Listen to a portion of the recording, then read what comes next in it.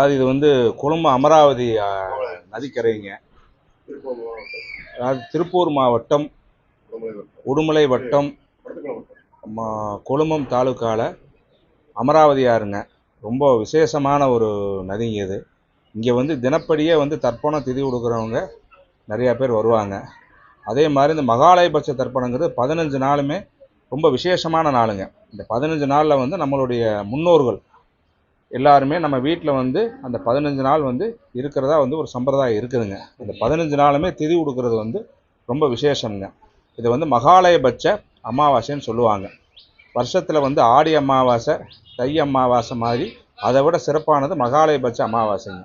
இந்த மகாலயபட்ச அமாவாசையில் வந்து முன்னோர்களுக்கு திதி கொடுக்கறதுனால நம்மளுடைய வந்து ஜாதகத்தில் இருக்கிற தோஷங்கள் நீங்கி நம்மளுடைய வந்து குழந்தைகள் வந்து ரொம்ப நலம் பெற்று எந்த ஒரு நோய் நொடி இல்லாமல் கஷ்டப்படாமல் ரொம்ப சிறப்பாக இருப்பாங்கன்னு சொல்லி பெரியவங்க சொல்லியிருக்காங்க. அது காலங்காலமாக நடந்துக்கிட்டு இருக்குதுங்க.